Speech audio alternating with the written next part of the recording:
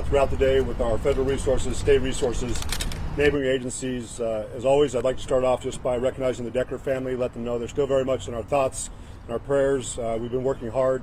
Peyton, Evelyn, and Olivia are clearly a motivating force for us.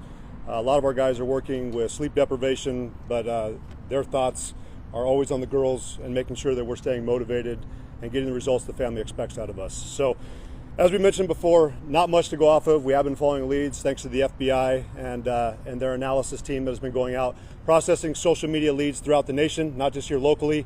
Following up those leads, we've been assigning detectives, marshal services, representatives to go out and do interviews. We also appreciate the nation police departments. We had one in McCall, Idaho today, was doing follow-ups for us.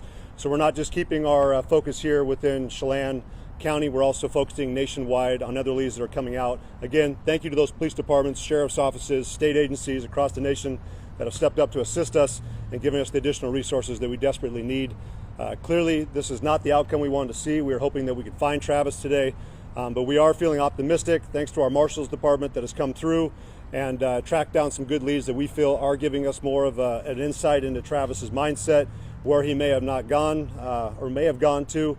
And we'd also like to thank the FBI and their behavioral analysts unit that has also gone through, done an assessment of some of the interviews that we've had regarding Travis and made a determination on maybe what his thought process was, what decisions he might have made, and where he had gone. In addition to our detectives also following through some of the financial documents, tracking areas that he had previously frequented, and we're optimistic that we will find him shortly.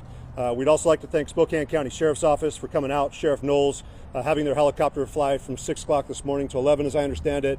At 11 o'clock, our helicopter was also on ground at the fish hatchery in Leavenworth to fly the Icicle Creek. We also deployed our swiftwater rescue team to go through there and start searching the creek in cases that Travis did enter in there. The water is running pretty quickly now thanks to the spring runoff, but we're optimistic that with our air units up in the sky, looking over the terrain, it's definitely diverse when you're talking about the amount of acreage that we're covering. That we're doing the best we can. We also want to thank Sheriff Myers down in Kittitas County for deploying some of his search and rescue units, checking trailheads on the backside of Chelan County to see if there's any opportunity that Travis might have made it out to that location. We have learned so far through our investigation today that he is well versed in outdoor survival. And talking with his father, it sounds at times that he would go out and would be living off grid for sometimes up to 2.5 months. So we also understand too that he at times would do caching. So we understand that that's a possibility that he could have scoped out this area before, put supplies out there, and has the ability and the knowledge to survive for a long period of time. We saw this before a couple years ago when we assisted Kittitas County with a similar case.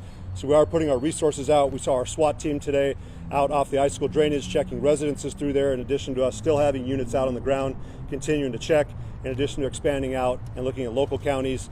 So we're going to continue to do what we need to do, partnering with our federal partners. We will again want to say thank you to the FBI, Homeland Security, that has assisted us more yesterday.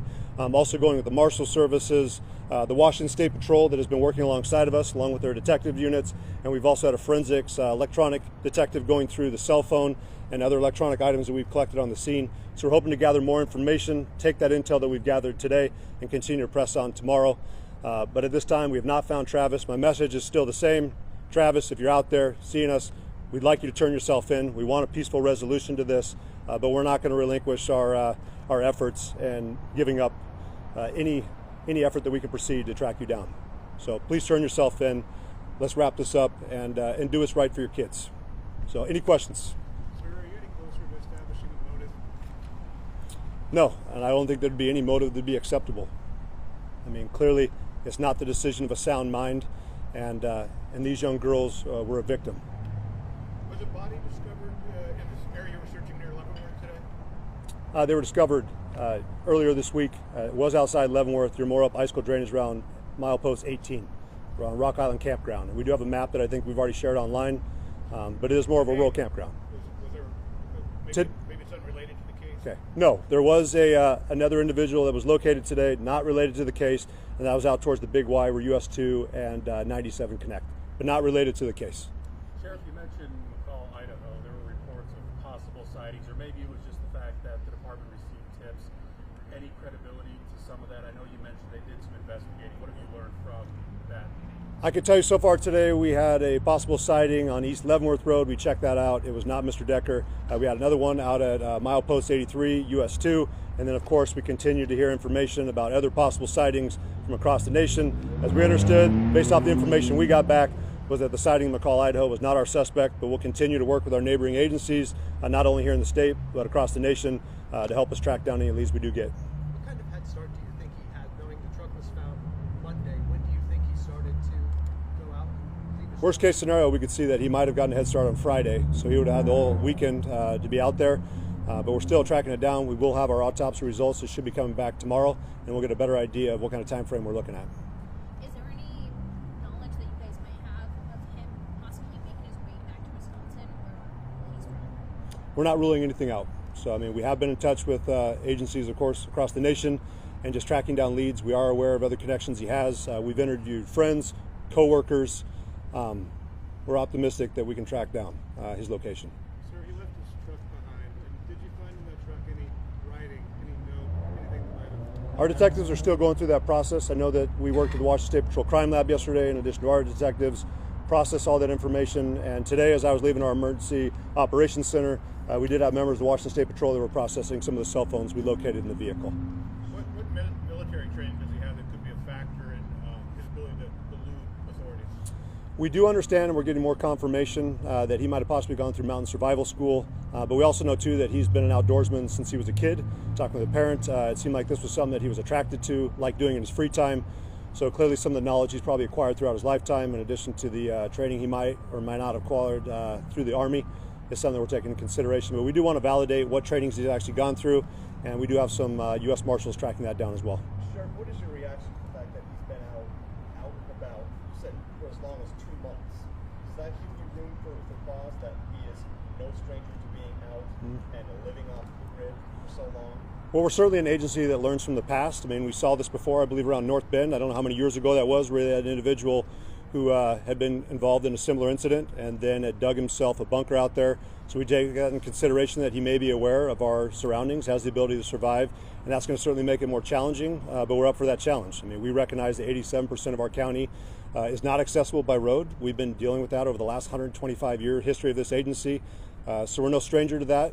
We're aware of our terrain, and we'll continue to work with our federal partners and U.S. Forest Service that has stepped alongside of us to assist us in possibly closing down some of the trails in the area in order to ensure, of course, that the environment stays safe for anyone who may come to visit, but that we also have access to go through there and start checking all the trails and locations that we believe he may recreate. Sheriff, the longer this goes on, what concerns do you have about, you talk about the fight or flight mentality and when desperation kicks in? Obviously there's that survival skills element of it, but the longer it goes on, I mean, we've seen where things often go. Do you have concerns for whether it be those who are out looking for him, just kind of where this could all come together, and that mentality someone may have when desperation mode kicks in? We understand the mentality we're dealing with. We have a well-trained agency. We're a leader when it comes to de-escalation here in Washington State. We were one of the original agencies for that training hub, so we understand that we have the ability to control the pace of situations.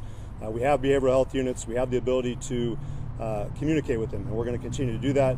But our primary goal is to track him down. Of course, we want to make sure that he's safe, but ultimately he will be brought to justice. You started off this press conference saying you're confident you'll find his strength. What makes you confident given all these challenges?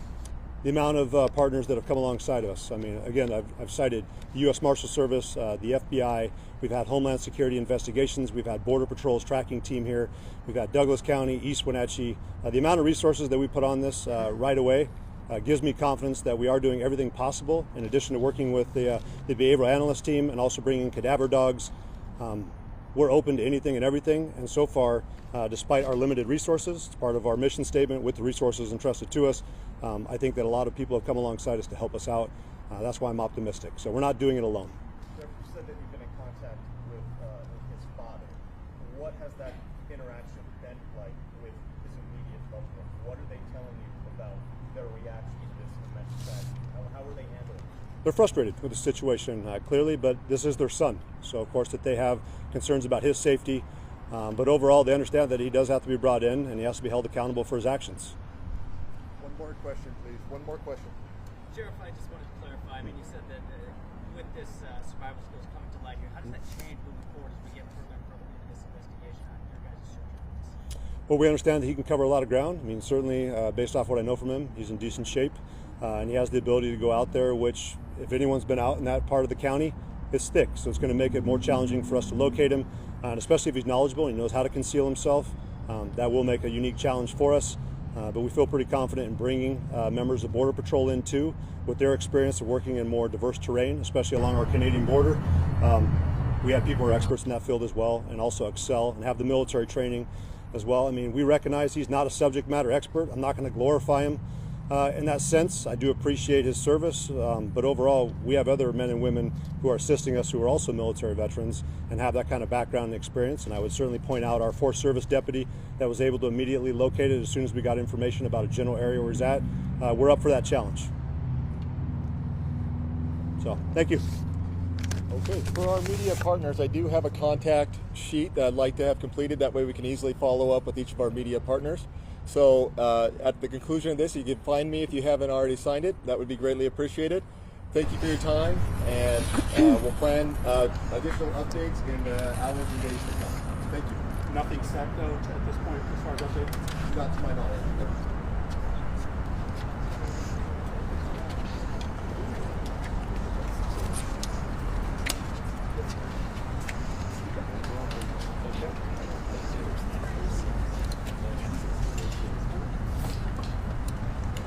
That's right, Sabir and David. I mean, we've been talking about this since we first learned and started digging deeper into who Travis Decker really is. I mean, he's a 32-year-old father who has now committed, according to police, this terrible tragedy. I mean, when looking into his background, I learned that he was actually a sergeant with the Washington National Guard, something we first told you about. His training, his extensive military training is something that they've been focused on now, as you're hearing today.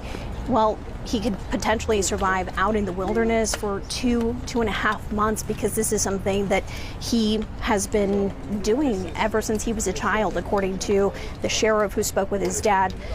He's enjoyed these activities, so he knows exactly what he's doing. That makes this situation even much more complex. I mean, we're hearing about how diverse the terrain here in Chelan County really is. I mean, I went up to Icicle Creek yesterday, and I can tell you it was a 30-minute drive just to get up to the campgrounds, which were closed.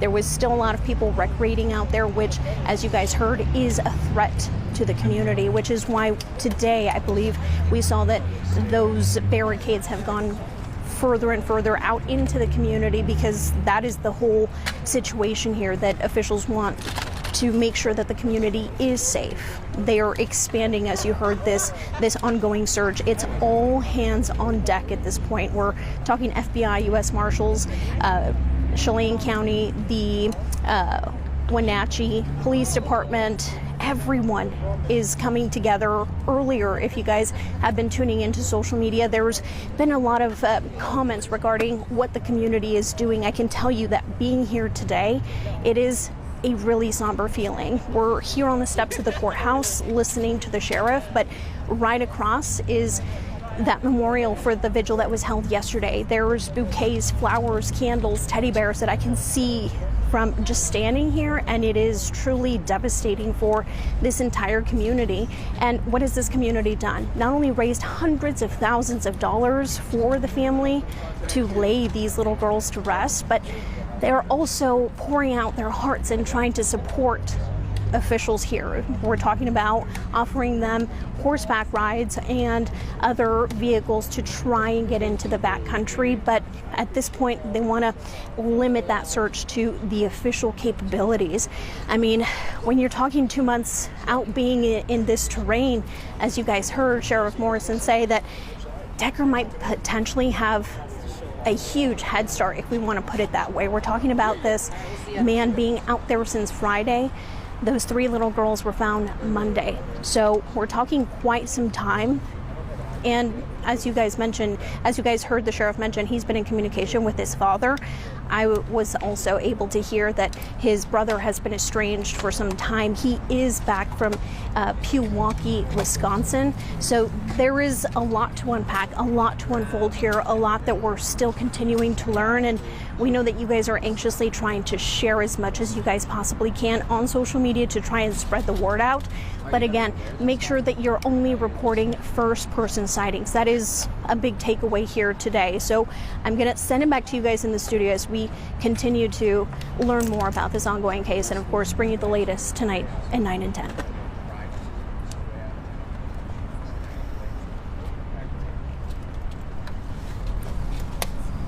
Good job.